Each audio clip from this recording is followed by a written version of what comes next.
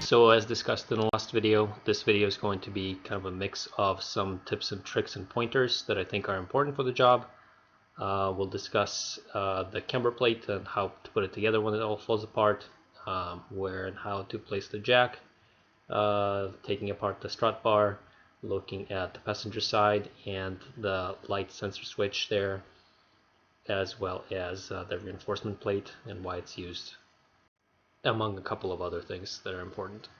These 4 bolts, they should be loosened when the car is still on the ground, and they should also be tightened once the car is back on the flat ground. This guy's a 16mm for the sway bar end link. They're just spinning. So what I found works pretty good are needle nose pliers or vice grips, thin vice grips.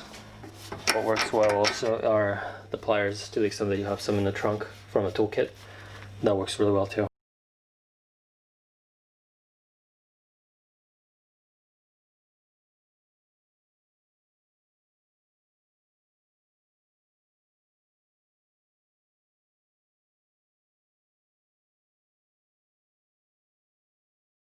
So I'm going to start lowering the jack.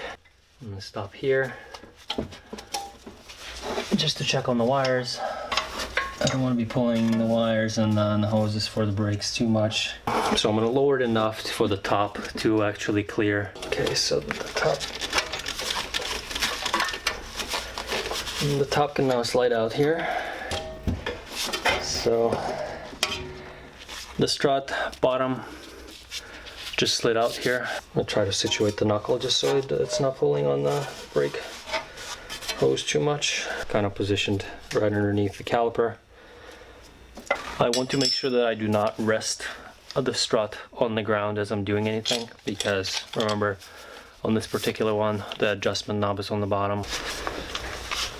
Yeah, so I think part of the problem with the Ohlins and them having to do this kit is it is a road and track kit, but I think everybody always concentrates on the track part of it. And if you've ever been to the track with stock camber, you would know that the tires start rolling over. You start getting a little bit of an uneven wear on the outside edges. And so they were meant to be used with stock tops, but once you put camber plates on there, they were just not designed for the stack height.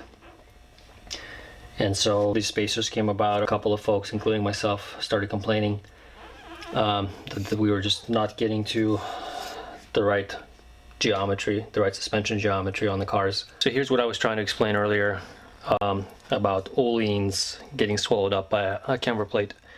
So you can see how high the nut is here. If I look at it from this profile, I mean, it's basically sitting up at the top, so it's actually swallowing up a lot of the shaft, right, into this height. So this height could have been used for you know, the right height, right? If this attachment was a lot lower, if this nut was actually attached a lot lower, like all the way down at the bottom here, you would basically gain an extra, you know, inch and a half maybe. But with all the camber plates, this is kind of the problem with Ohlins, with the full travel that you get. The stack height of this is lowered because the shaft goes up so high into the mount and into the camber plate. On stock mounts, I will have a picture up because I don't have a stock mount in front of me right now, but this nut actually sits a lot deeper. With Ohlins, again, this is maxed out. You know, these threads are basically maxed out here, and I'm not getting to the right height that I want, which again is 13.5. So with this extra spacer, I should be able to get to that no problem, and then I'll see how much I can actually unload this spring, move this perch slightly down. For those running aftermarket camber plates, the amount of surface area that you have on the top is very small. So if we look at the area of the chassis itself,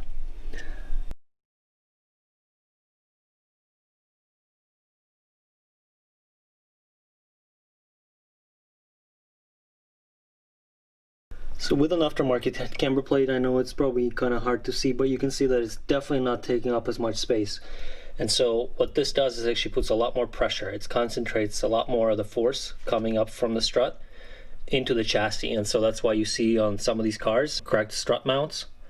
So what you definitely want to do, and I will link this in the description, is to get a, what's it called, a reinforcement plate. It's not really a reinforcement plate, it's more like a plate that spreads the load a little bit more. Let me show you what that looks like. So what this reinforcement plate looks like is basically this. It's kind of a flat-ish disc, and where this goes is on top of the mount.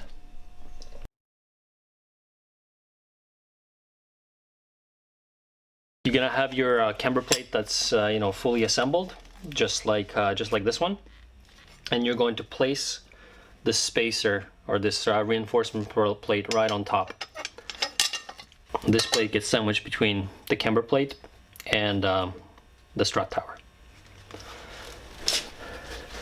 And then you just raise it up and it sits there. Quick note, if you're going to be swapping out springs,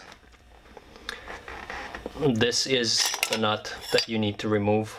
Let me just take this apart just because it's so loose now. This is the nut that you need to remove in order for you to take off the top mount or the camber plate that you have. Be very, very careful removing this before the tension on the spring is released. This perch compresses the spring upward, right, and puts a lot of load into it, a lot of force.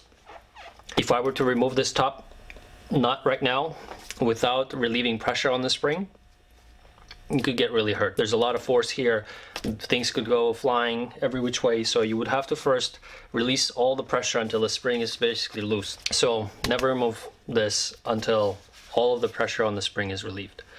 If you have a collar that will go down and relieve the pressure, obviously you do that. If you're on a stock strut, you actually need to use a spring compressor. So on the stock strut, you would actually use the external type of a spring compressor where it clamps on the outside on opposite sides and compress it by about an inch or so to relieve the pressure again off of the top mount. Always easier to take things apart than put them back together. So this adjustment plate doesn't really go in between the coils here or on top. As you can tell, it has to line back up. So the way that you do it is you go from the bottom, you slide it all the way in, and then slide it upward, and then you line it up. So you can see that there is the scale here for the degrees, then there's an arrow, and this has to line up this way. It only lines up one way basically. Next I'm going to place the reinforcement plate on top.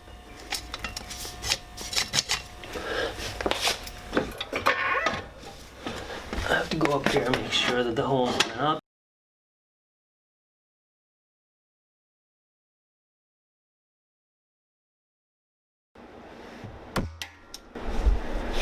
Doing this on the passenger side, just a quick word of caution to make sure that you don't lower the control arm without the strut kind of supporting everything here, and snap or break this level switch. You can remove the 10mm here and disconnect the arm, or just be mindful of it that you don't stretch it far enough to just break it off.